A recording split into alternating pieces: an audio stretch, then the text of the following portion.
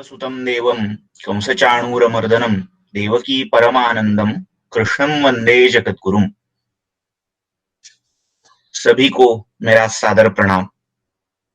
आज हम जैसे कि हम देख रहे हैं पिछले 3 व्याख्यानों में महाभारत, इतिहास और पुराण, इन सभी का विचार करते हुए भगवत गीता का विचार अपरिहार्य है।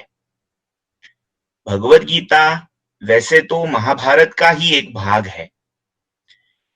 महाभारत का एक भाग होते हुए भी भगवत गीता का अलग एक स्थान, अलग एक प्रभाव पूरी सभ्यता पर, पूरे भारतीय दर्शन पर छाया है।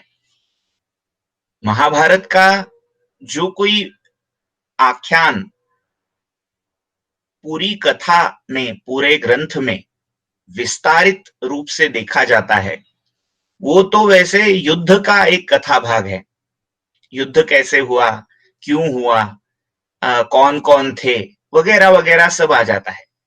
पर कोई भी दर्शन या कोई भी सभ्यता सिर्फ युद्ध की कथा को ही अपने सिर पे बैठा ले, ऐसा संभव नहीं होता।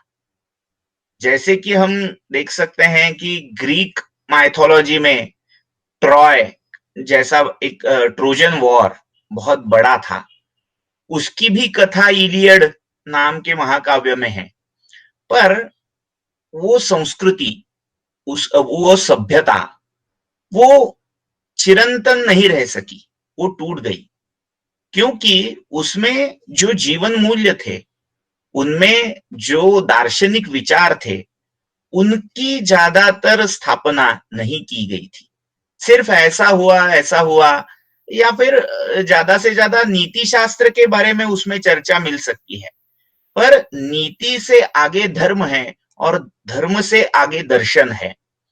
तो दर्शन का परामर्श हमें उन ग्रंथों में नहीं मिलता। इस वजह से वो काव्य या संस्कृतियां ज्यादा टिक नहीं सकी। काव्य अभी भी है, पर उसका जो प्रभाव दर्शन के रूप में होना चाहिए वो नहीं है। पर रामायण या महाभारत, ये दोनों महाकाव्य ऐसे नहीं है, क्योंकि वो दार्शनिक धरातल पर स्थापित है। इस वजह से महाभारत की विशेषता एक गीता है, ऐसे हम मान सकते हैं। वैसे तो गीता शब्द का अर्थ गीत से है। गीत यानी गाना। जो गाना है, अब कौन गाया है? गाते कब है? गाते तब है जब हम अपने अंदर का जो भाव है वो दूसरों को बताना चाहते हैं, दूसरों तक पहुंचाना चाहते हैं, अभिव्यक्त होना चाहते हैं। वो भाव आनंद का हो सकता है, सुख का हो सकता है, या फिर अत्यंत दुख का भी वो प्रसंग हो सकता है।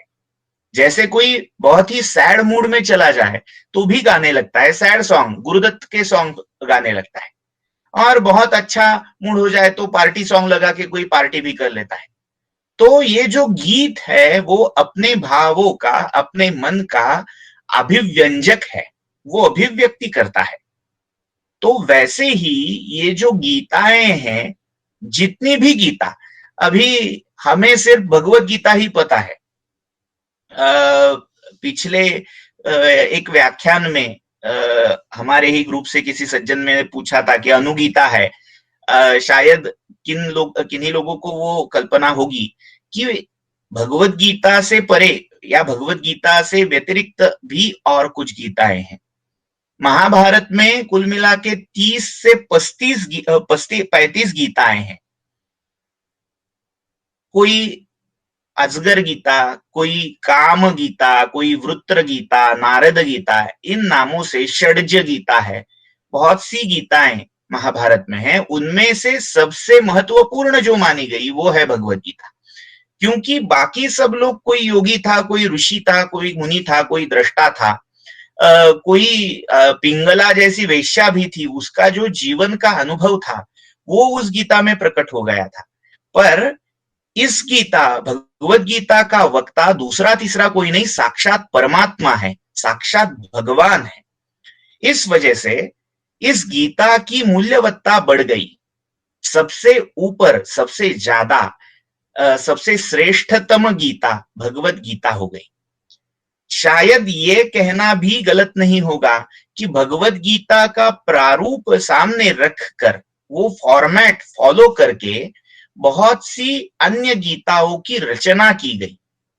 जैसे गणेश गीता नाम की एक गीता है, गणपति का जो उपासना संप्रदाय है, गाणपत्य जिसे बोलते हैं, उन्होंने गणेश गीता की रचना कर डाली।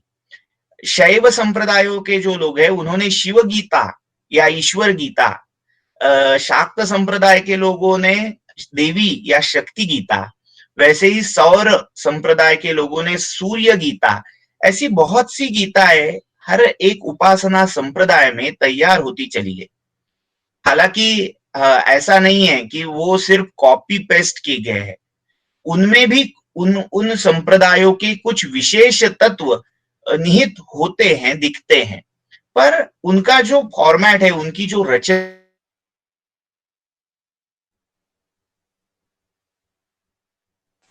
ऐसा बोला जा सकता है। तो ये जो भगवत गीता है, वो उसका वर्णन करते हुए एक श्लोककार कहते हैं, पार्थाय प्रतिबोधिता भगवता नारायणेन स्वयं व्यासेन ग्रथिता पुराण मुनिना मध्ये महाभारतम अद्वैतामृत वर्षिणी भगवती अष्टादशाध्यायिनी मातस्त्वामनुसंदधामि भगवत गीते भवद्वेषिणी। साक्षात माता की रूप में इन्होंने, इस कवि ने गीता को देखा है। मातस्त्वाम अनुसंदधामि भगवत गीते भवद्वेषिणी, ये कैसी है? भगवत रूप के, भगवत अवतार के मुख से प्रकट हो गई है। जैसे कि स्क्रीन पर देख सकते हैं, गीता सुगीता कर्तव्या किमन्यै शास्त्र विस्तरई। सिर्फ भगवत गीता का ही पठन करें, चिंतन करें, क्योंकि वो सभी शास्त्रों का सार है। जो बाकी शास्त्र है उनके विस्तार का अध्ययन करके क्या फल मिलेगा? क्योंकि उन सभी का सार तो भगवान के मुख से, भगवान पद्मनाभ यानी नारायण, नारायण के अवतार श्री कृष्ण, उनके मुख से ये विनिश्रुता, मुख पद्म या स्वयं पद्मनाभस्य मुख पद्माद विनिश्रुता, भगवान के मुख से इसका प्रकटन, आविष्करण हुआ है। इस वजह से ये भगवत गीता सभी शास्त्रों का सारभूत होने से पठनीय है, चिंतनीय है। नेक्स्ट,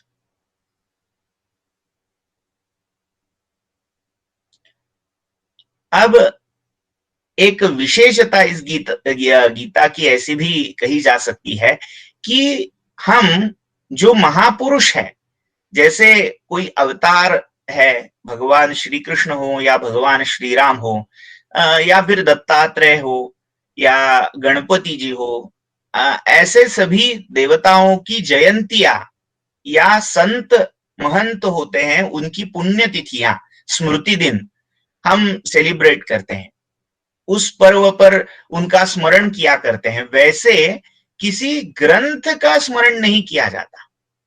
सिर्फ भगवत गीता ही ऐसी है कि जिस ग्रंथ की जयंती मनाई जाती है। और अपवादात्मक तौर पर, एक्सेप्शनल केस में, दो और ग्रंथ ऐसे हैं, पर वो संस्कृत या पूरे विश्व में उतने ज्ञात नहीं है जितनी गीता है। वो दूसरे दो ग्रंथ है, एक तो भगवत गीता पे ही आधारित मराठी टीका, जो भगवान के ही एक अवतार जिनको माना गया है, वो ज्ञानेश्वर, संत ज्ञानेश्वर, उन्होंने जिसकी रचना की भावार्थ दीपिका नाम से, जो ज्ञान देवी या ज्ञानेश्वरी, हिंदी में उच्चारण करते समय ज्ञान देवी या ज्ञानेश्वरी ऐसा होता है, पर मराठी के प्रभाव से मैं ज्ञान देवी बोल रहा हूं। वो उस ग्रंथ की जयंती मनाई जाती है भाद्रपद कृष्ण षष्ठी के दिन, ज्ञानेश्वरी जयंती मनाते हैं। पर वो भी उसकी जयंती नहीं है, वो उसका पहला संपादन जो संत एकनाथ ने किया था, उसकी जयंती है। वैसे ही दासबोध जो समर्थ रामदास ने लिखा था, उसकी जयंती माघ शुक्ल नवमी के दिन मनाई जाती है। पर वो अलग बात है, वो अपवादात्मक और मराठी भाषा के ग्रंथों के बारे में है। सिर्फ संस्कृत ग्रंथों में भगवत गीता ऐसी है जिसका जयंती पर्व सभी और मनाया जाता है, वो गीता जयंती है। वो मार्गशीर्ष शुक्ल एकादशी के दिन कही गई, भगवान ने उसका अवतारण किया, ऐसी कल्पना, ऐसी मान्यता है। इस वजह से मार्गशीर्ष शुक्ल एकादशी के दिन को गीता जयंती माना जाता है।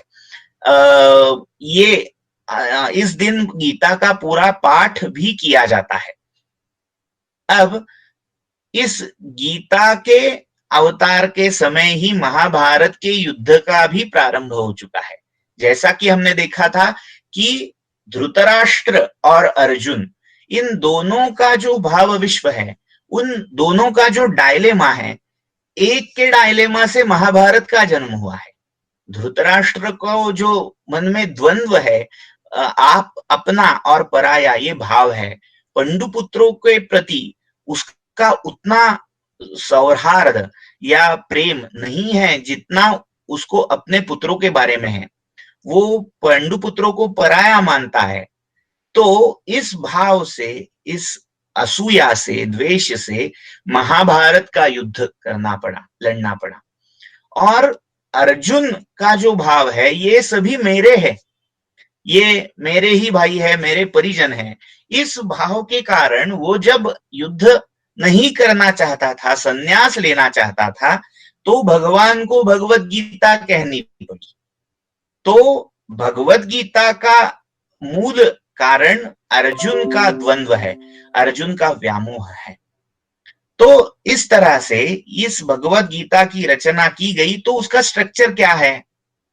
तो स्ट्रक्चर उसका बहुत ही सीधा साधा है। 18 अध्याय इसमें है और 18 अध्यायों में 700 श्लोकों में 700 श्लोक एंड 18 चैप्टर्स, 18 अध्याय आर देयर इन गीता।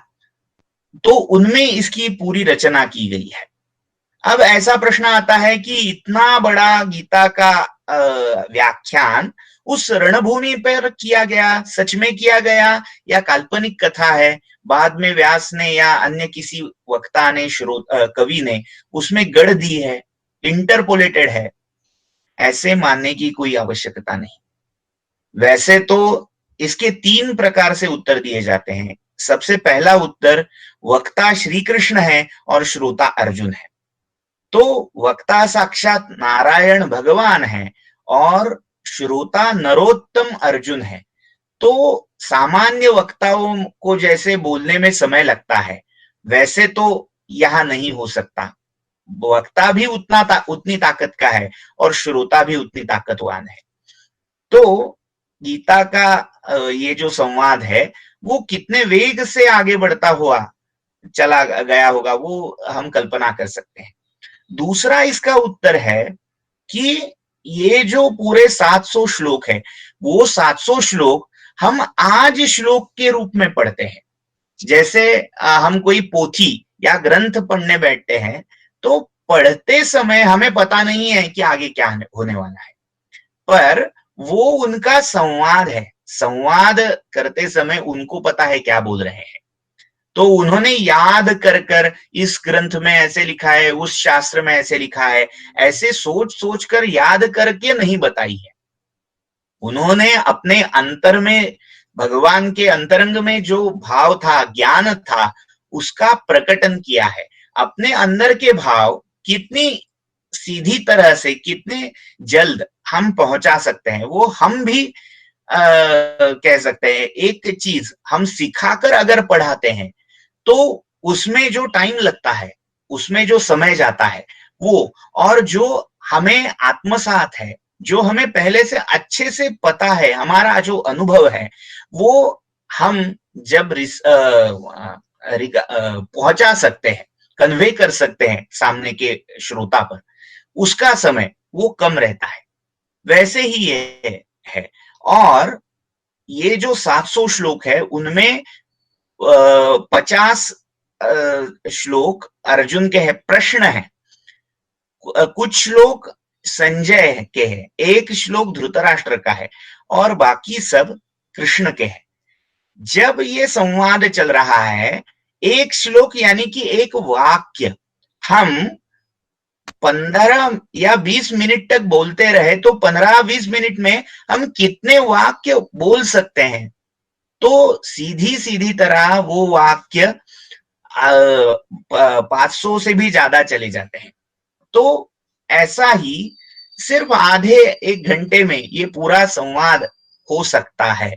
और ये जो बैटल ग्राउंड है, रणांगण है, रणभूमि है, उस पर अभी रिपोर्टिंग चल रही है। जैसे कहा है, प्रवृत्ते शस्त्र संपाते, अभी शस्त्र गिरना, अभी जिसको हम शस्त्र का प्रयोग भी बोल सकते हैं, वो शुरू नहीं हुआ है, सिर्फ सभी सज्ज हो गए हैं। पर अगर हम बैटल साइंस का विचार करें, हर एक युद्ध में एक उसकी टेक्निक रहती है, साइंस रहता है। तो उस टेक्निक का हम विचार करें तो रिपोर्टिंग रहता है। जो निचले के पदाती है वो अपने अधिकारी को रिपोर्ट करते हैं, वो अपने ऊपर ऐसे सेनापति रहते हैं। तो वो रिपोर्टिंग चल रहा था, एक तरफ सेनाओं का रिपोर्टिंग चल रहा है और बीच में इनका संवाद है। तो भी बहुत समय वहां नहीं गया है, नहीं निकला है। तो भीष्म पर्व में भीष्म पितामह जब अब सेनापति, कौरवों के सेनापति के पद पर विद्यमान है, तब ये प्रसंग हुआ है, युद्ध के प्रारंभ में ये प्रसंग हुआ है। अब बहुत सी भाषाओं में इसका अनुवाद है। इंग्लिश अनुवाद जो है इमर्सन, मैक्स म्यूलर का भी एक बहुत अच्छा अनुवाद गीता का, सैक्रेड बुक्स ऑफ ईस्ट, इस सीरीज में प्रकाशित हुआ है। नेक्स्ट, मराठी में, हिंदी में बहुत से अनुवाद है। जैसा जिसका संप्रदाय है, जैसी जिसकी अभिरुचि है, वैसे उस पर टीकाएं, भाष्य भी लिखे गए हैं। वो हम बाद में देखेंगे, अभी गीता का स्ट्रक्चर हम फोकस करते हैं। अब गीता क्या है? गुरु और शिष्य का संवाद है। जब शिष्य व्यामोह से ग्रस्त है, वो कह रहा है, सीदंति मम गात्राणि मुखम च परिशुष्यति वेपथुश्च शरीरे में रोम हर्षश्च जायते। अब मेरा हाथ, मेरी पकड़ ढीली हो रही है, मुझे पसीना आ रहा है, मेरे अंग अंग में रोमांच आ रहे हैं, मेरा शरीर कंपित हो रहा है। ये सब प्रतिक्रिया हैं। अब ये प्रतिक्रिया भय से भी उत्पन्न हो सकती है और मोह से भी उत्पन्न हो सकती है। अभी अर्जुन डरा नहीं है, उसे मोह हो गया है, उसको पूरा कॉन्फिडेंस है। जो कृष्ण को, निहत्ते कृष्ण को मांग बैठा है, वो अर्जुन जानता है कि कृष्ण का साथ है तो इन पूरे सेनाओं का मैं संहार कर सकता हूं, अकेला ही काफी हूं। पर वो सोच रहा है, अगर मैं इनको मार देता हूं, इनको खत्म कर देता हूं, तो मैं मेरे ही लोगों के खून से रंग जाऊंगा, मेरे हाथ उस दोष से दूषित हो जाएंगे। अब इस मोह का उत्तर भगवान ने पूरा दर्शन उसको बता दिया। प्रश्न है, मैं इनको क्यों मारूं, क्यों मारना है, इनको मार के मुझे क्या हासिल होगा, मुझे क्या लाभ होगा? तो उस लाभ की हानि से, जो लाभ होने जा रहा है, शायद राज्य मिल जाएगा, पर अपने खो जाएंगे, अपने मृत हो जाएंगे, उनका वध का पाप मुझे लग जाएगा। ये लाभ और हानि की चिंता में वो पड़ गया है। इस वजह से लाभ और हानि का अंतिम स्वरूप क्या है, तो दर्शन में ही लाभ और हानि का स्वरूप स्पष्ट हो सकता है। किसको मिल रहा है, क्या मिल रहा है, ये पूरा विचार दर्शन शास्त्र, अध्यात्म विद्या ही सही मायने में स्पष्ट कर सकती है। इसलिए भगवान ने ये पूरा दर्शन बताया है। ये दर्शन है, तत्व ज्ञान है। अब ऐसा भी एक प्रश्न आता है कि बता देते, तुम लड़ो मैं हूं, तो काफी था, दर्शन बताने की क्या आवश्यकता थी? तो दर्शन के बारे में हम ऐसा भी कह सकते हैं, जैसे कि श्रीमद् भगवत्पाद आद्य शंकराचार्य जी ने अपने गीता भाष्य में प्रारंभ में कहा है कि अर्जुन को माध्यम बनाकर लोकानाम अनुजिघ्रुक्षया, लोगों पर, इन सभी जो मोहग्रस्त लोग हैं उनको, उनके ऊपर अनुग्रह कृपा करने के लिए कृष्ण ने अर्जुन को माध्यम बनाया। एक बहुत ही सुंदर श्लोक, एक बहुत ही सुंदर मेटाफर श्लोक में कहा गया है, सर्वोपनिषदो गावो दोग्धा गोपाल नंदनः पार्थो वत्साह सुधीर भोक्ता दुग्धम गीतामृतम। सभी उपनिषद, जो वेदों के उपनिषद है, उन उपनिषदों में निहित जो अध्यात्म विद्या है, परमार्थ शास्त्र है, उस सभी विद्याओं को, उन सभी विद्याओं को गौओं के, गोधन के रूप में दिखाया गया है। वो सभी गौवें हैं। और like Upanishads were cows and Arjun was their calf and Gita was the nectar or milk extracted from them. उपनिषद गौवें हैं और उनसे निकाला हुआ सार स्वरूप जो दूध है वो जो अमृत है, दुग्धम गीतामृतम। अब गौ से अगर दूध निकालना है तो वत्स की तो आवश्यकता होगी ही। जिन्होंने कभी दुभाते हुए गौ को देखा है तो वो कह सकते हैं, देख सकते हैं, जान सकते हैं कि जब उसका जो वत्स रहता है उसको वो गोपाल जो रहता है वो छोड़ देता है और पहले वो वत्स अपनी माता का दूध पीता है। थोड़ा पी लेने के बाद वो गोपाल फिर से आगे छुड़ा के उसको बांध देता है गौ के सामने, और गौ पूरे समय उसको चाटती रहती है और उतने समय में वो गोपाल जो रहता है, मिल्कमन जो रहता है, वो पूरा दूध निकाल लेता है और अंतिम जो दूध है वो उसको, उस बच्चे को, बछड़े को पिला देता है। तो अगर बछड़ा, अगर वत्स सामने नहीं रहता तो गौ दूध नहीं देती। इस वजह से उन उपनिषदों के सामने अगर श्रोता नहीं है, जिज्ञासु शिष्य भाव से कोई नहीं आता, उपनिषदों का विधान ही यही है, अशिष्याय न देयम। अगर कोई अशिष्य है, जिसके पास जिज्ञासा नहीं है, जिसके पास शरणागति, नम्रता नहीं है, उसको ये ज्ञान नहीं देना है। तो बछड़े के तौर पर, वत्स के तौर पर ये अर्जुन वहां आया है और अर्जुन के माध्यम से ये गीतामृत, गीता रूप अमृत दूध भगवान गोपाल रूप में रहने वाले कृष्ण ने निचोड़ा है, लिया है। और उसका उपयोग, उसका जो वितरण है वो सभी सामान्य जनों के हित में कर दिया है। तो फायदा सिर्फ अर्जुन का नहीं हुआ, फायदा अर्जुन के कारण सभी विश्व का, सभी जिज्ञासुओं का, साधकों का हुआ। तो पार्थो वत्सः सुधीर भोक्ता दुग्धम गीतामृतम। अब ये जो पूरा तत्व ज्ञान है वो कैसे बटा है, क्या है, उसका हम थोड़ा विचार करेंगे। Next please. ये भी हमने देखा है कि अर्जुन डायलेमा में फंस गया है।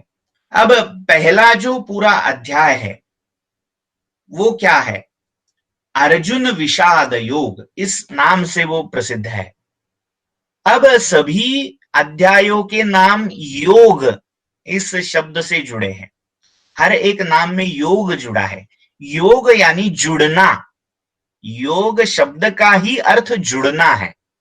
हम बोलते हैं संयोग वशात, संयोग यानी इस परिस्थिति से मैं जुड़ गया हूं, या हम जिस योग की आराधना करते हैं, उपासना करते हैं, योगासन लोग करते होंगे या कोई ध्यान लगाते होंगे, कोई समाधि का अभ्यास करता होगा, तो ये पूरा जो है योग वो क्या है, वो जुड़ने की प्रक्रिया है।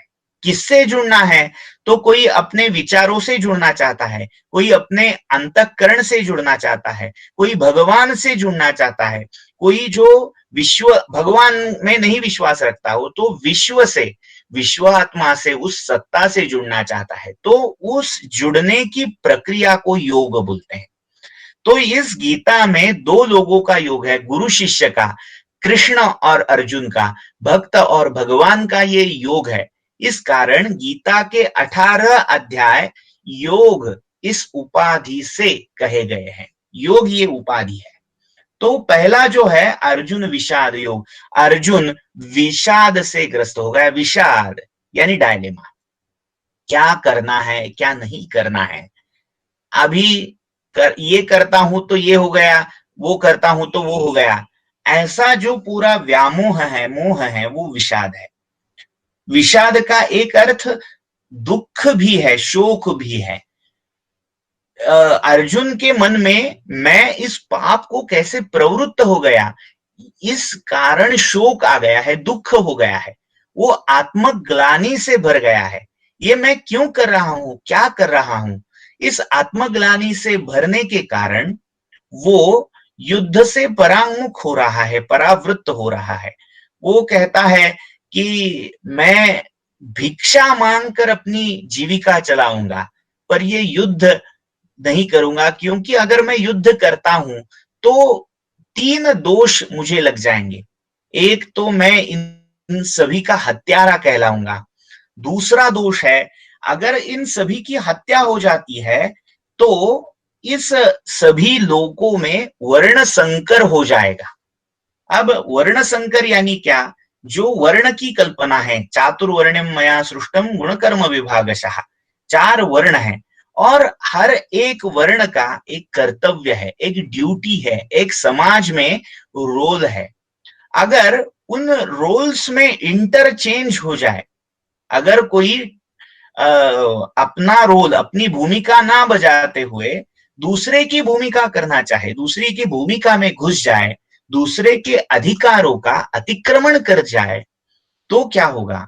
एक सीधी सी बात है, अगर इसको कोई सांप्रदायिकता, जातीयता या वर्ण विद्वेष की मूलाधार मानता है, वो गलत है। किन्हीं लोगों ने कहा है कि गीता वर्ण विद्वेष फैलाती है क्योंकि उनमें चातुर्वर्ण्य कहा गया है।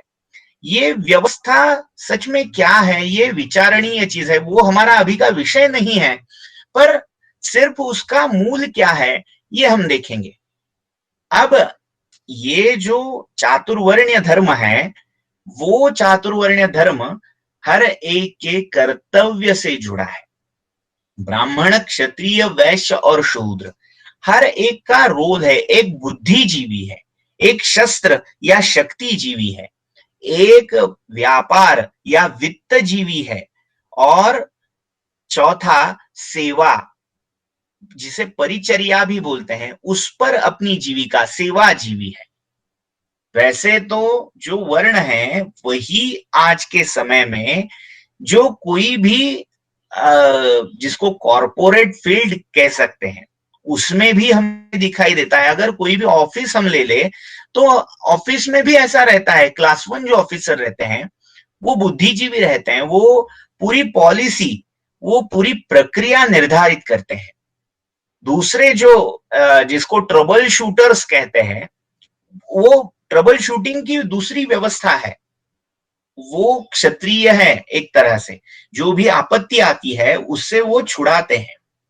तीसरी ट्रेडर्स की व्यवस्था है, वो वैश्य है, ट्रेडिंग, मार्केटिंग करना। और इन सभी से ज्यादा जो महत्वपूर्ण है वो सेवक वर्ग है, प्रोडक्शन जो करता है, जिसको हम 4th श्रेणी में डालते हैं, पर वो सबसे आवश्यक है। वो ऐसे ये गुण कर्म के विभाग है, गुण और कर्म के विभागों पर ये जुड़ा है। तो अगर कोई कहता है नहीं मैं इसके गुण कर्म ले लेना चाहता हूं, अगर मुझमें वो गुण ही नहीं है तो मैं उसके कर्म कैसे कर सकता हूं। तो इसके आधार पर जो वर्ण बने हैं उनमें अगर संकर हो जाए तो उस संकर में क्या हो जाएगा कि उस संकर से पूरी समाज की व्यवस्था तहस नहस हो जाएगी।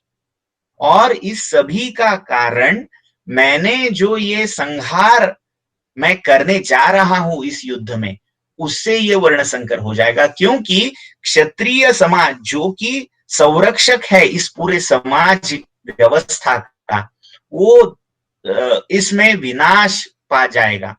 तो संरक्षण के अभाव में समाज की व्यवस्था तितर बितर हो जाएगी।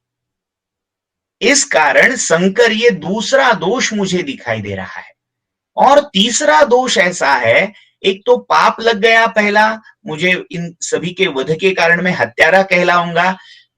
दूसरा, ये वर्ण संकर समाज की भी बहुत बड़ी हानि हो गई।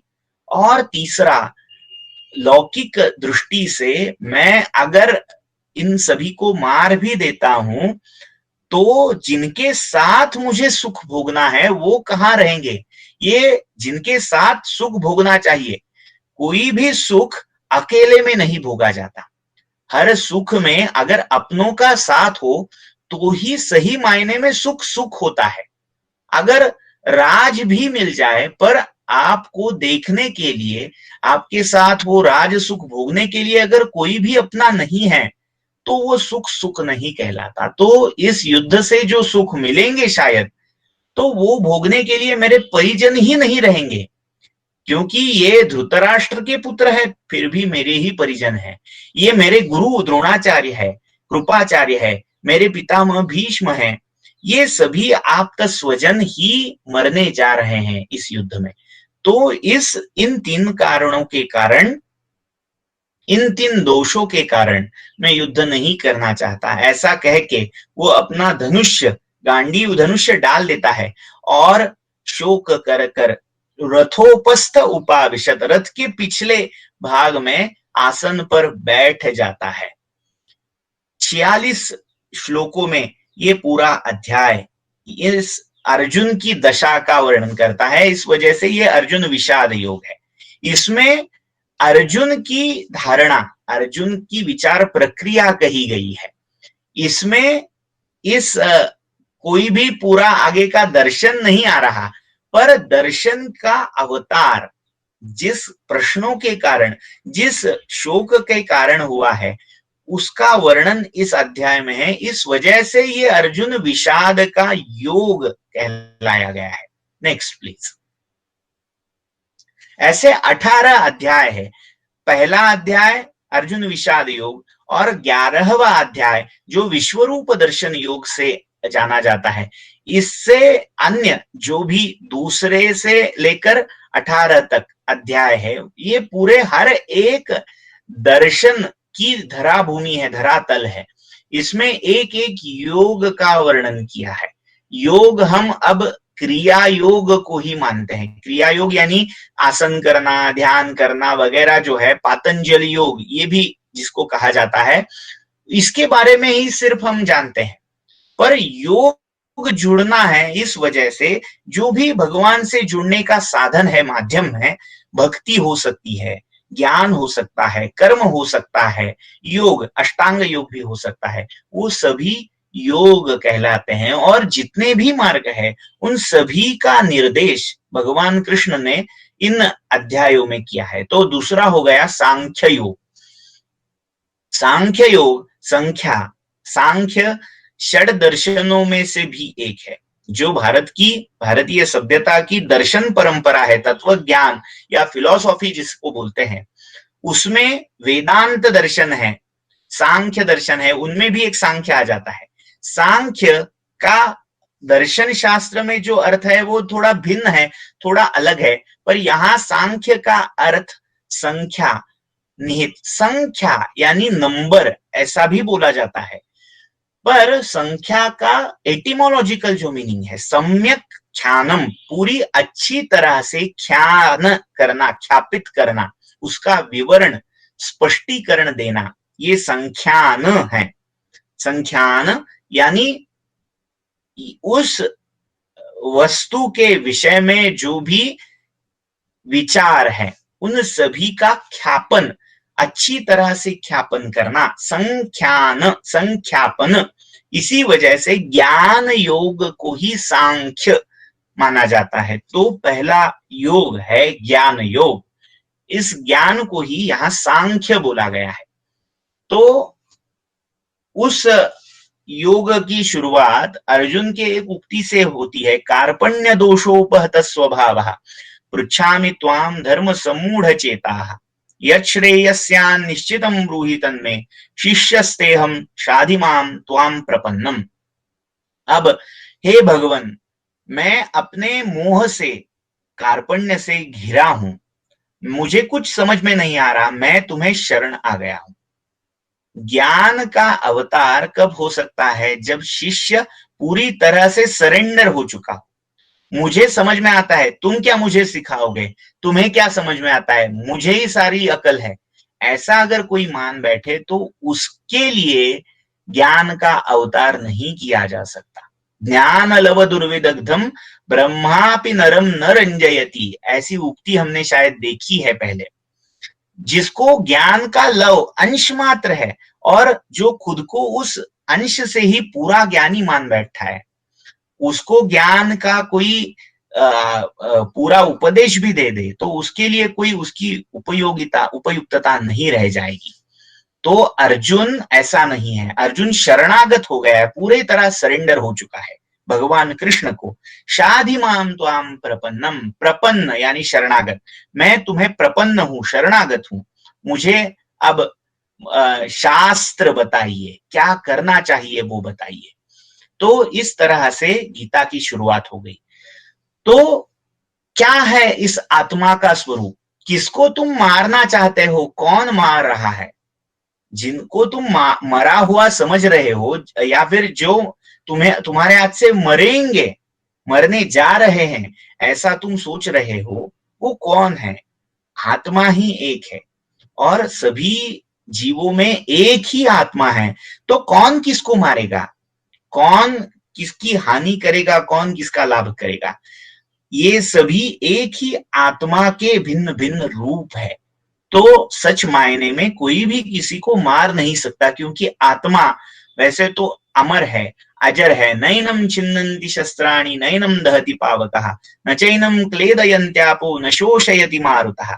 इसी श्लोक का एक आधार वेदों में भी शायद हमने देखा है, न जायते म्रियते वा कदाचिन नायम भूत्वा भविता वा न भूया। यही गीता का ही एक श्लोक है। पर वैसे ही वेदों में भी कोई कुछ श्लोक पढ़े जाते हैं, जैसे अहम मनुरभवम अहम मत्तः प्रकृति पुरुषात्मकम जगत शून्यम च अशून्यम च, ऐसे देवी उपनिषद में कहा गया है।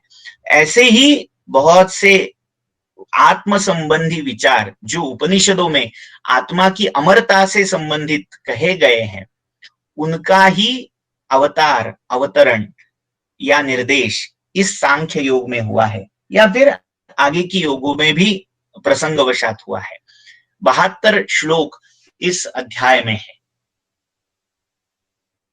इस अध्याय में स्थित प्रज्ञ के भी लक्षण है। स्थित प्रज्ञ यानी control, balanced man, perfect man.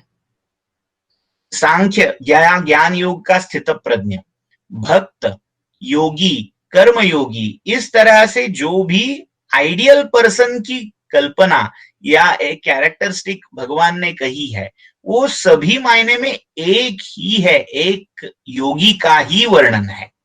Next आगे है कर्मयोग। लोकमान्य तिलक जी के दृष्टि से कर्मयोग ही गीता का सार है। कर्म करते रहो, फल की अपेक्षा मत करो, ये इस अध्याय का एक बहुत बड़ा संदेश है। वैसे तो कर्मण्येवाधिकारस्ते ये दूसरे अध्याय में आया है, पर उस विचार का पूरा विस्तार इस कर्म योग में तीसरे अध्याय में हुआ है। कर्म करते हुए फल की या फल के उपभोग की अपेक्षा मत करना।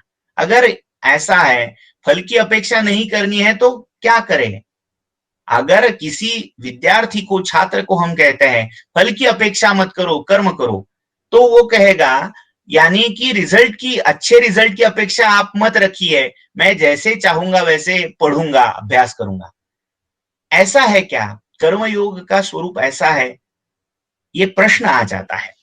तो उसका उत्तर यही है कि कर्म करना और फल की अपेक्षा नहीं करना, इसका अर्थ ये नहीं है कि फल छोड़ दिया जाए। फल तो आना ही है, अवश्यम भावी है कर्म के बाद आना, पर उस फल को मिलने के बाद मैं उसका जो उपभोग लूंगा, मैं उसको पाकर कैसा सुखी हो सकता हूं, ये जो आशा है, उस आशा को छोड़ना, फल के उपभोग की आशा को छोड़ना, फल को छोड़ना नहीं है। फल तो पाना ही है। फल मा फलेषु कदाचन, इस शब्द का अर्थ फल भोग की कामना छोड़ना यही है। फल तो आना ही है और फल पर दृष्टि रखकर ही कर्म किया जा सकता है, पर फल का मैं उपभोग लूंगा, मैं सुखी होऊंगा, मैं ऐसी उपलब्धि को पा सकूंगा, ऐसी आशा या दुराशा रखना, ये छोड़ना चाहिए। यही कर्म योग का तात्पर्य, आशय है। ये हो गया कर्मयोग। 43 वर्सेस इस कर्मयोग में है। अब आगे जो है वो ज्ञान योग है, या उसका दूसरा नाम ज्ञान कर्म संन्यास योग भी है। कर्म और ज्ञान में हर बार हड़बड़ा जाता है अर्जुन। कर्म योग क्या है और ज्ञान योग क्या है? दूसरे अध्याय में सांख्य योग या ज्ञान योग कहा गया, तीसरे अध्याय में कर्म योग कहा गया। तो दोनों में अंतर क्या है और साम्य क्या है, ये बताने पर ये बताने के लिए अर्जुन ने प्रार्थना की। तो ज्ञान का संन्यास, अभी संन्यास का अर्थ रखना ऐसा भी है, जो जहां है कर्म का अलग से संन्यास और ज्ञान का अलग से संन्यास, ये इस अध्याय में कहा गया है। इसी कारण इस अध्याय को ज्ञान कर्म संन्यास इस नाम से जाना गया है, ज्ञान कर्म संन्यास योग। इस अध्याय में यज्ञ चक्र का वर्णन है और महत्वपूर्ण, यदा यदा ही धर्मस्य ग्लानिर्भवति भारत अभ्युत्थानम अधर्मस्य तदात्मानं सृजाम्यहम् परित्राणाय साधूनां विनाशाय च दुष्कृतां धर्म संस्थापनार्थाय संभवामि युगे युगे। ये जो दो श्लोक प्रसिद्ध है वो चौथे अध्याय में आते हैं। अर्जुन ने पूछा है, अर्जुन को कृष्ण कहते हैं, ये योग मैंने विश्व के प्रारंभ में सूर्य को इसका उपदेश दिया था। सूर्य ने इक्ष्वाकु को, और इक्ष्वाकु ने अपने अग्रवर्ती वंशज राजाओं को इसका उपदेश दिया, और वो राजधर्म, राजयोग प्रसृत हुआ। वो काल की ओघ में लुप्त हो गया। इस वजह से मैं तुम्हारे माध्यम से ये फिर से ला रहा हूं, फिर से इसका उपदेश कर रहा हूं। ऐसा भगवान के कहने पर अर्जुन पूछने लगा कि आपका जन्म तो आधुनिक समय में, यानी अर्जुन के समय में हुआ है, तो प्राचीन समय में जब सूर्य का अवतार हुआ था तो आप थे, ऐसा मैं कैसे मानूं? क्या आप डींगे हाँक रहे हो? तो भगवान हंस पड़े और वो बोल पड़े, बहूनी में व्यतीतानी जन्मानि तव च अर्जुन। शायद इस श्लोक पर कोई जोक आपने सुना होगा। भगवान कृष्ण का बर्थडे मई में आता है और अर्जुन का जून में आता है। बहूनी में व्यतीतानी जन्मानी तव 4 जून, 4 जून को अर्जुन का जन्म हुआ था, ऐसा एक जोक सुनाया जाता है। तो वो अलग बात है, हंसी मजाक की बात है, पर हम इस मूल श्लोक का विचार करेंगे। बहूनी में व्यतीतानी, कृष्ण कह रहे हैं मेरे बहुत से जन्म अवतार हो चुके हैं, मैं सभी को जानता हूं, तुम्हारे भी बहुत से जन्म अवतार हो गए हैं, वो भी मैं जानता हूं, पर तुम नहीं जानते। तो ये कैसे संभव है? तो उसके उत्तर के तौर पर भगवान यदा यदा ही धर्मस्य, मैं कब कब अवतार लेता हूं, मैं कब जन्म लेता हूं, इसका विधान कृष्ण ने यहां कर दिया है। ये हो गया ज्ञान कर्म संन्यास योग, चौथा अध्याय। इसमें 42 श्लोक है। कर्म संन्यास योग, इसको संन्यास योग भी कहते हैं। इस अध्याय में संन्यास की विधि है, सभी कर्मों का, ज्ञान का संन्यास करना। कैसे? जो कर कर अर्जुन जाना चाहता है, पूरा युद्ध छोड़ना चाहता है, वो सही मायने में क्या है उसके बारे में इस 5वें अध्याय में कहा गया है। उसमें 29 श्लोक है। अभी सिर्फ नाम का विचार करके आगे बढ़ेंगे हम। छठा मनस्संयमन या ध्यान योग। योगी कौन है? इस अध्याय में जो क्रिया योग या राजयोग, हठ योग, मंत्र योग, लय योग, ये 4 योग माने जाते हैं, उनका पूरा सूत्र रूप से अवतार इस ध्यान योग या छठे अध्याय में हुआ है। ज्ञानेश्वरी में इसी के आधार पर कुंडलिनी योग का भी निर्देश दिया गया है। तो योगी की साधना कहाँ होनी चाहिए, कैसे कहाँ बैठना चाहिए, कैसा आहार होना चाहिए, मन को संयमित कैसे करना है, इन सभी की विधियां इस अध्याय में दी गई है। 47 श्लोक इस अध्याय में है, 7वां अध्याय। ये ज्ञान विज्ञान योग है। इसमें भक्तों के कितने प्रकार है ये भगवान ने कहा है। चतुर्विधा भजन्ते माम जना सुकृतिनो अर्जुन। 4 प्रकार के लोग भगवान की भक्ति में लग जाते हैं। एक आर्त, जिनको कोई संकट है, भगवान ये हो गया बचाओ, ऐसा जो है वो आर्त है, संकट से घिरा हुआ। दूसरा जो है जिज्ञासु, जो ज्ञान की अपेक्षा से आया है वो जिज्ञासु है। अर्थार्थी, कुछ हेतु से, कुछ पाने की इच्छा से, मनीषा से जो आता है वो अर्थार्थी है।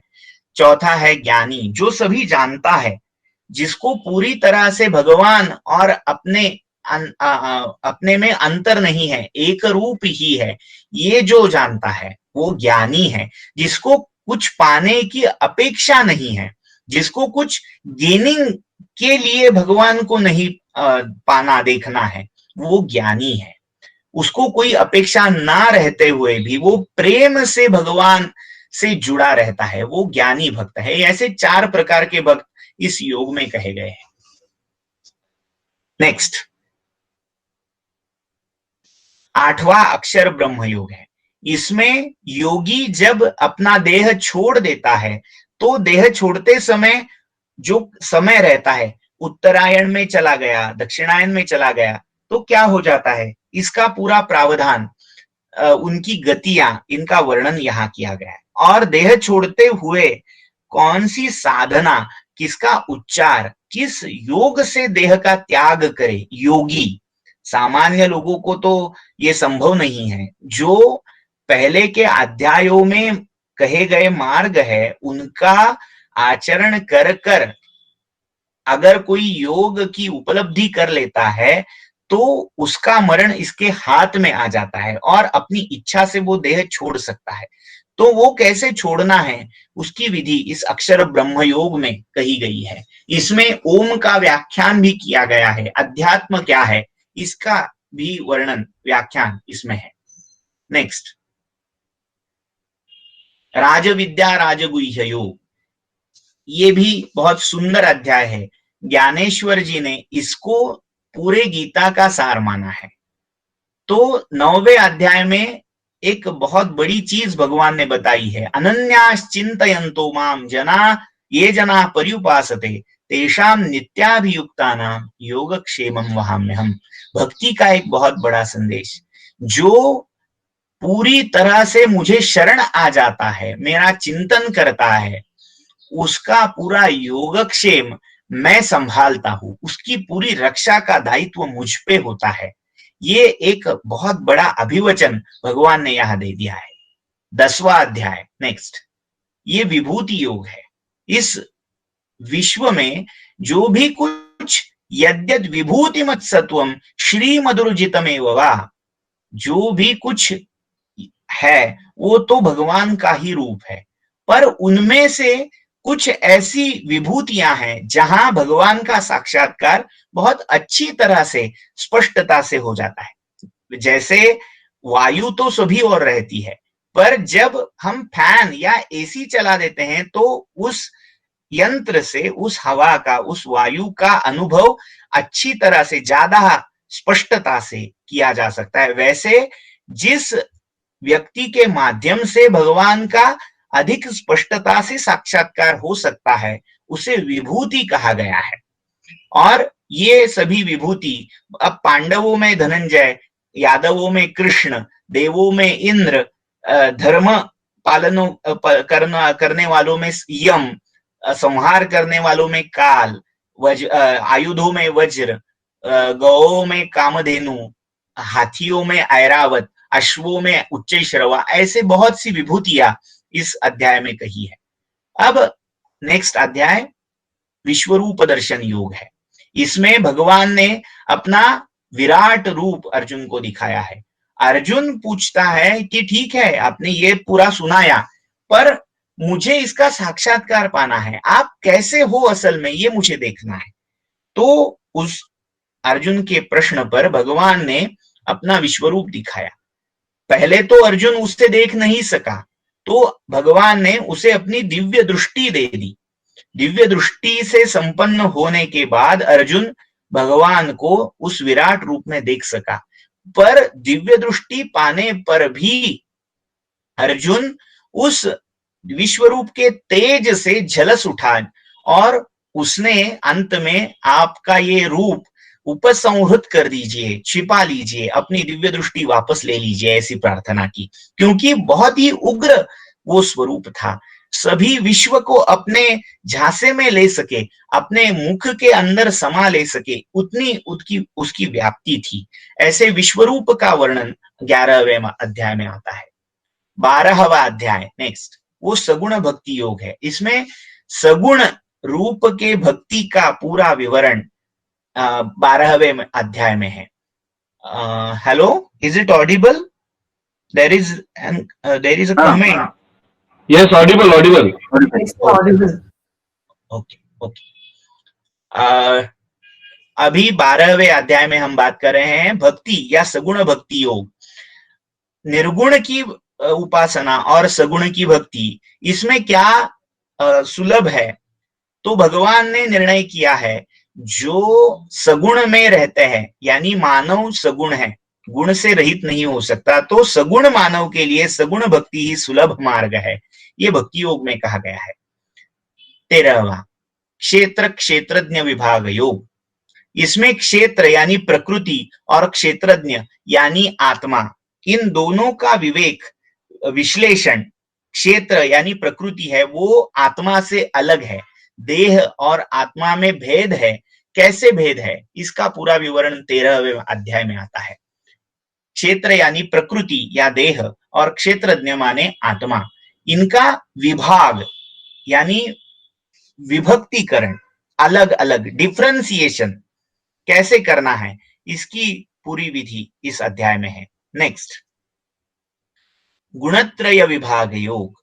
सत्व, रजस और तमस, ये 3 गुण हैं, और इन तीनों गुणों से ही ये इस पूरी सृष्टि का संचालन होता रहता है।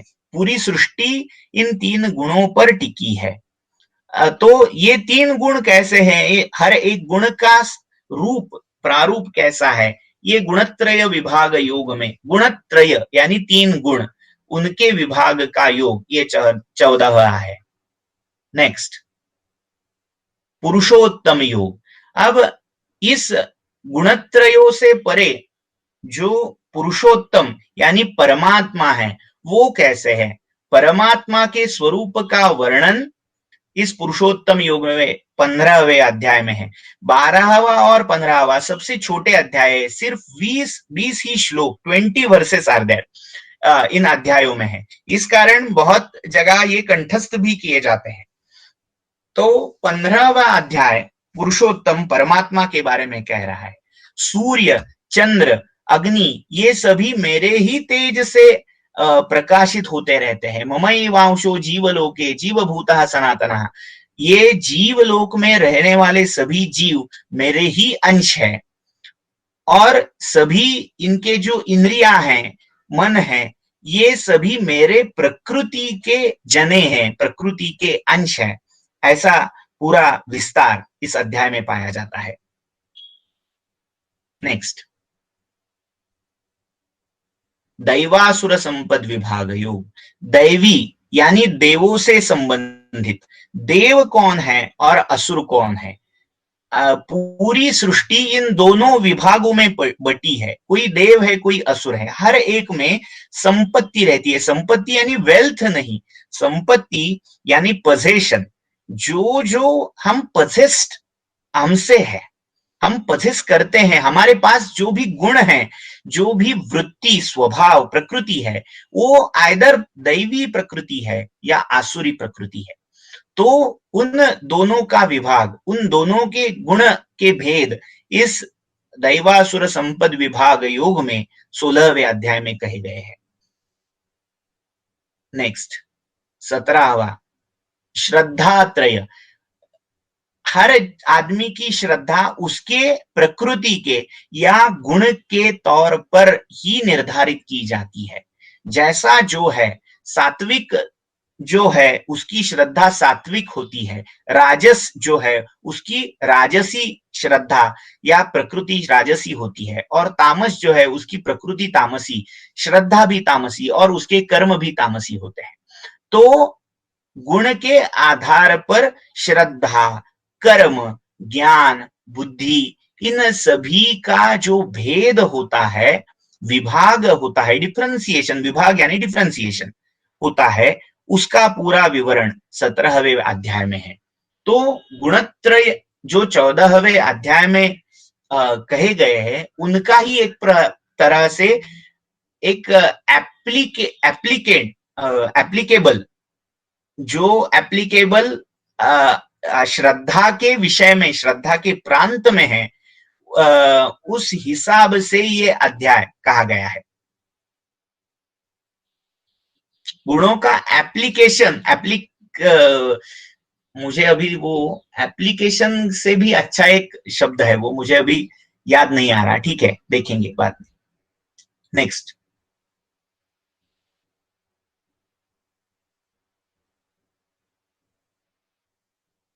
मोक्ष संन्यास योग, ये अंतिम है। मोक्ष की प्राप्ति, मोक्ष का न्यास, संन्यास, अभी मोक्ष त्यागना नहीं है, मोक्ष पाना है, पर मोक्ष की जो अपेक्षा है, इच्छा है, उसको तो त्यागना है।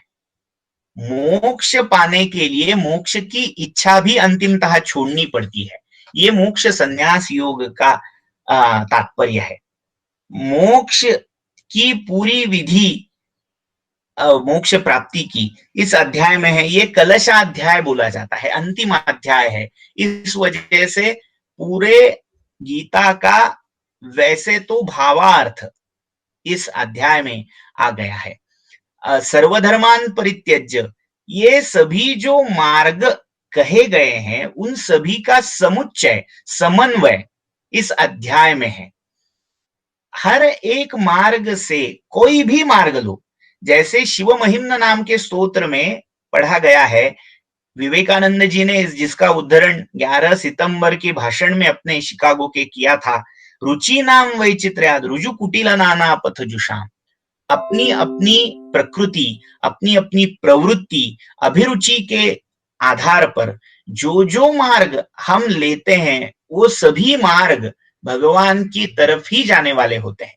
इस तरह से इन सभी मार्गों का विवरण भगवान ने दे दिया और अंत में कह दिया, सर्वधर्मान परित्यज्य, इन मार्गों में उलझकर मत रहो, उन सभी मार्गों को, उन सभी मार्गों के विचारों को छोड़कर मुझे शरण आ जाओ। अहम त्वा सर्व पापेभ्यो मोक्षयिष्यामि मा शुचः। ज्यादा मत सोचो, अगर सोचते रहोगे तो कुछ नहीं कर पाओगे। अति विचार ये कृति को खत्म कर देता है, कृतिशीलता को खत्म कर देता है। इस वजह से इन सभी को छोड़कर तुम मेरी शरण में आ जाओ, मैं तुम्हें छुड़ा दूंगा। ऐसा एक अभिवचन भगवान ने दे दिया है। और अंत में इस पूरे उपदेश से अर्जुन की भावना ऐसी हो जाती है, नष्टो मोहा स्मृतिर्लब्धा त्वत्प्रसादान् मयाच्युत स्थितोस्मि गत संदेहः करिष्ये वचनं तव। मेरा मोह नष्ट हो गया है, मुझे जो आत्मस्मृति मेरी चली गई थी वो मुझे आ गई है। अब मैं देख सकता हूं, ये पूरा युद्ध कर सकता हूं। अब मैं गत संदेह, संदेह की निवृत्ति होने के बाद मैं आप जैसे कह रहे हैं वैसा ही आचरण करूंगा, कर्मयोग का आचरण करूंगा। इस प्रकार से अर्जुन अपनी मूल भूमिका में, मूल प्रकृति में स्थिर हो गया और लड़ने के लिए तैयार हो गया।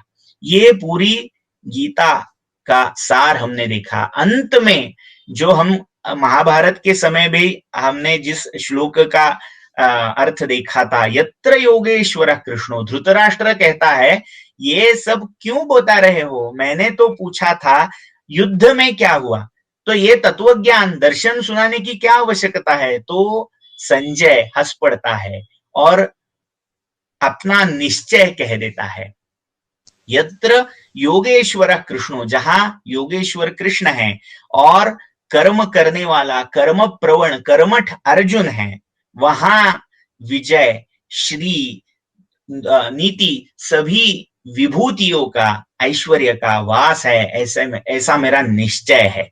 यानी कि इस युद्ध का निर्णय यही गीता में तय हो चुका है कि पांडव, अर्जुन ही जीतने वाले हैं, अर्जुन ही जीतने वाला है। इस तरह से ये गीता का विचार हमने आज संक्षेप से देखा।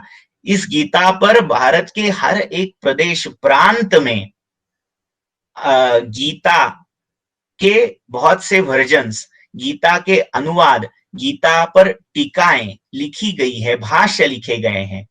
वेदांत के हर एक आचार्य ने उस पर भाष्य लिखा है, क्योंकि वेदांत के जो 3 प्रस्थान हैं उनमें एक प्रस्थान गीता भी है। अब प्रस्थान क्या है इसका विचार हम वेदांत के समय उस दिन करेंगे।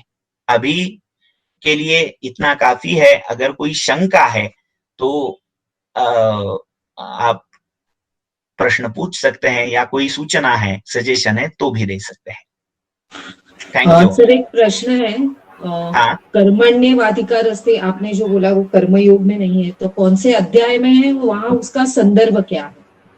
हाँ, दूसरे अध्याय में कर्मण्येवाधिकारस्ते ये श्लोक आया है।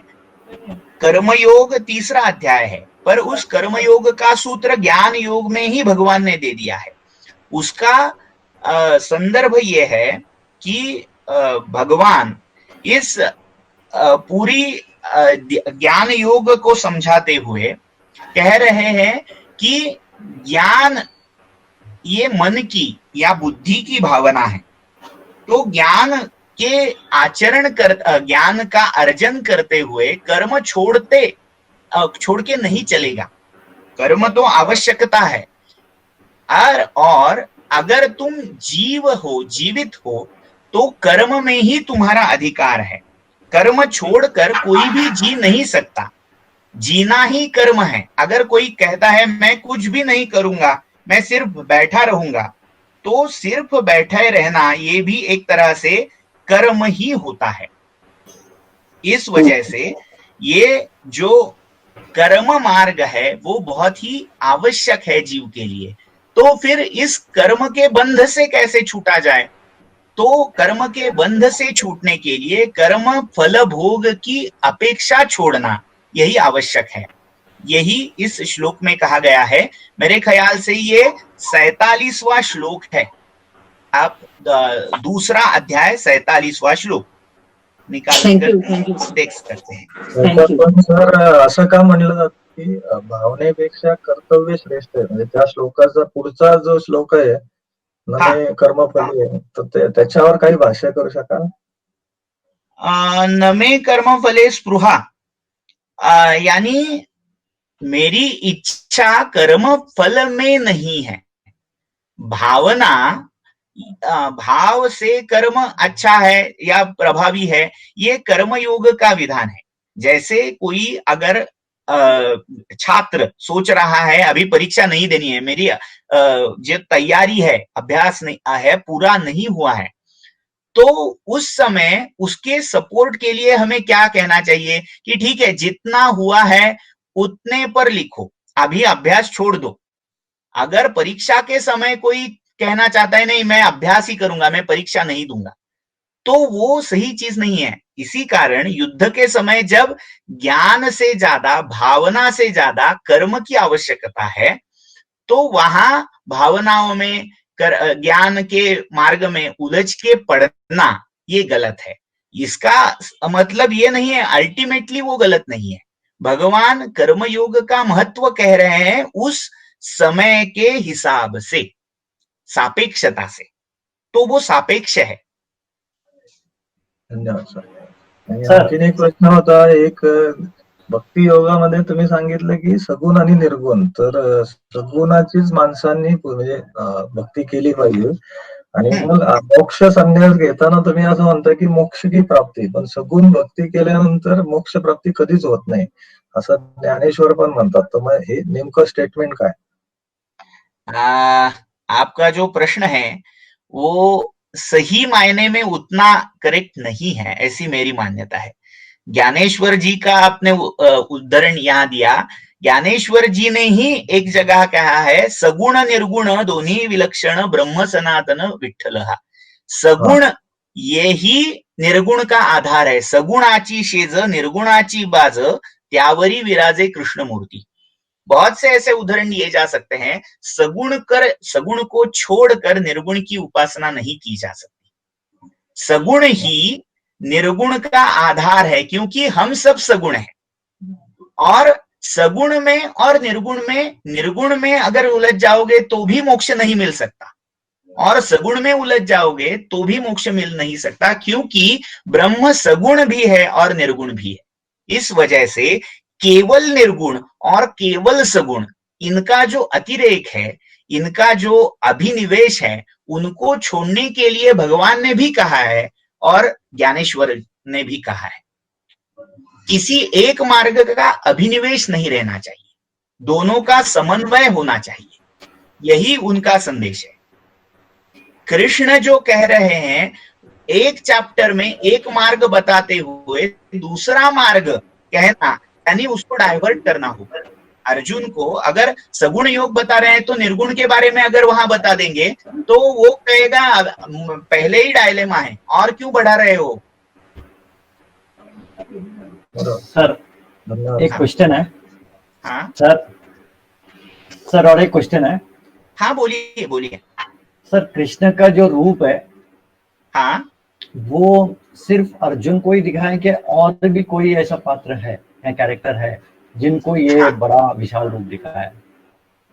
विश्वरूप वैसे तो संजय भी अंश मात्र देख सका है। व्यास और अर्जुन इन दोनों को दिव्य दृष्टि के कारण वो रूप दिखा है। व्यास को दिखा है इसी वजह से तो महाभारत में उसका निर्देश आ गया, और व्यास भी भगवान के ही एक अंशावतार है। अगर आप भागवत पुराण देखोगे तो 24 जो अवतार कहे गए हैं उनमें से व्यास एक अवतार है। तो व्यास जी ने देखा है, अर्जुन ने देखा है, और संजय को जो व्यास जी के कृपा से, कृपा दृष्टि से दिव्य दृष्टि से संपन्न है, उसको भी अंश, उसकी एक हल्की सी झांकी दिखाई दी थी। यही वो 18वें अध्याय में कह रहा है, राजन संस्मृत्य रूपम अत्यद्भुतम हरे है। मैं भगवान के उस रूप को स्मरण कर कर कर उल्लसित हो रहा हूं, ऐसा संजय भी बोलता है। ये एक प्रमाण है, संजय ने भी उसकी झांकी पाई, पर अर्जुन को जितनी क्लियरली दिखा, उतनी क्लियरली, उतने स्पष्टता से संजय को नहीं दिखा है। Thank you sir. Sir, हाँ, in Jnana Yoga, you had told one verse when the student and the master. What is that verse, sir? Can you repeat it, sir? ज्ञान योग में स्टूडेंट कार्पण्य दोषोपहत स्वभावः पृच्छामि त्वां धर्म सम्मूढ़ चेताः यच्छ्रेयस्यान् निश्चितं ब्रूहि तन्मे शिष्यस्तेहं शाधि मां त्वां प्रपन्नम्। Okay, sir. So is this is this the same verse, like only if the student is able to understand, then only he will get the jnana? That is the same verse? नहीं, वो अलग है। अशिष्याय न देयम, ये उपनिषदों का वचन है, वो अलग है। Okay. हाँ, या फिर निरुक्त जो वेदांग में आपने सुना होगा, उसमें भी कहा गया है अन असूयकाय अनरुजवे अयताय, अनरुजु यानी जो शिष्य भाव से, नम्र भाव से नहीं आया है उसे नहीं देना है। अच्छा, okay sir, thank you sir. And वो निरुक्त में दूसरे अध्याय में आया है, निरुक्त के। Hello hello. हाँ हेलो। हाँ सर, अभी आपने बताया कि कौन कौन देख पाए थे, तो हाँ, इसमें कहते हैं कि हनुमान जी ने भी देखा था कृष्ण को, अब वो विराट रूप। हाँ हाँ हाँ, ऐसी एक लोक कथा है। हनुमान जी महाभारत के हिसाब से अर्जुन के रथ पर जो ध्वज था, उस हाँ। ध्वज पर हनुमान जी विराजमान थे। हाँ तो हनुमान जी तो भगवान की ही एक विभूति है, भगवान हाँ की पूरे कृपा पात्र भक्त है। तो हाँ उन्होंने देखा होगा, इसमें कोई शक नहीं है, वो देख सकते थे। पर हाँ उसको देखने के बाद जो बोध पाना है, जो ज्ञान की प्रावधि है, जो ज्ञान की उपलब्धि है, वो जिनको हुई उन्होंने देखा, इतना ही उल्लेख किया गया है। हनुमान जी तो पहले से ही ज्ञानी थे, व्यास जी भी पहले से ही ज्ञानी थे। तो उस दर्शन का लाभ, उस दर्शन से जिनकी उपलब्धि हुई, वो एक अर्जुन ही है, और दूसरी अंश मात्र उपलब्धि संजय को हुई। इस कारण संजय और अर्जुन यही नाम ज्यादा से ज्यादा लिए जाते हैं। वैसे तो जो भगवान शिव है, उन्होंने भी कैलाश से देखा है, क्योंकि वो सब देखते रहते हैं। ब्रह्मा ने भी देखा है, क्योंकि ब्रह्मा और शिव ये तो उस भगवान के ही दो रूप है, पर उनका भिन्न तरह से उल्लेख नहीं किया गया है, क्योंकि रूप के दर्शन से जिसको लाभ हुआ है, उपलब्धि हुई है, उनका ही उल्लेख इष्ट है। नमस्ते सर। बहुत स्पष्ट। लोकमान्य तिलक का जो गीता रहस्य है, हाँ, वो उसके बारे में आप थोड़ा सा संक्षिप्त में बताएं। हाँ हाँ, लोकमान्य तिलक जी ने वहां उनके समय तक जो भी गीता पे भाष्य थे, टीकाएं थी या भाषांतर थे, उन सभी में गीता ज्ञान पर है, ज्ञान मार्ग कहती है, या फिर योग कहती है, भक्ति कहती है, ऐसी बहुत सी व्याख्याएं की गई थी। पर गीता कर्म योग कहती है। कर्म के लिए, अर्जुन को कर्म के लिए, युद्ध के लिए प्रवृत्त करना ही गीता का मूल तात्पर्य है।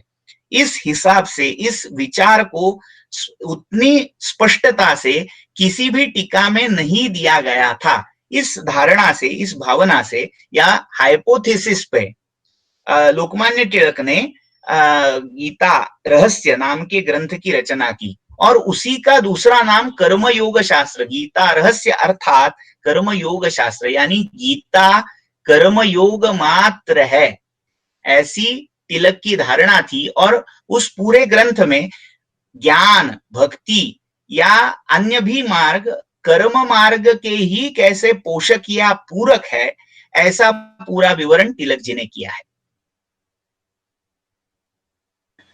सर, श्री कृष्ण ने जो कहा है कि मुक्ति के लिए आप मेरे नाम का जप कर लो, तो उसके पीछे क्या है? मतलब चैंट करने से मुक्ति मिल जाएगी, उसके पीछे क्या मार्ग है?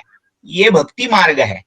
सगुण भक्ति योग में भगवान का जो भी चिंतन मनन है, जिस मार्ग से भी करो, उस मार्ग से आप भगवान को पा सकते हो। ये गीता में ही है ऐसा नहीं है। पतंजलि, महर्षि पतंजलि का जो योग शास्त्र, योग दर्शन है, उसमें जो योग सूत्र है, उसमें भी यही प्रावधान है। प्रणव तस्य वाचकः प्रणवः तज्जपः तदर्थ भावनम, ऐसा सूत्र है। पहले अध्याय का 27 और 28वां सूत्र है ये। तो तज्जपः तदर्थ भावनम, उसका जप करने से, उसका स्मरण करने से, उसका चिंतन अनुसंधान करने से हम उसको पा सकते हैं। ऐसी ये इसको नाम योग या स्मरण योग भी कहते हैं। महाराष्ट्र में जो ब्रह्मचैतन्य गोंदावलेकर महाराज हो गए हैं, उनकी संप्रदाय में इस नाम योग का विशेष प्रचार है। अभी 9:18 हो गए हैं। एक्सट्रीमली सॉरी, हमें यहाँ रुकना पड़ेगा, क्योंकि अनिकेत सर के भी आगे क्लास रहते हैं, और सभी को शायद उतना होगा टाइम पे, आगे उनके भी काम रहते हैं, तो हम यहाँ अभी ये सेशन इस सेशन को विराम देते हैं। ठीक है Aniket sir, are you there? Hello Aniket sir, Amrita ma'am, hello. Yes sir. Yes sir. Thank you all. Thank you sir. Thank you. Thank you, sir. Thank you. Thank you, sir. It was a wonderful.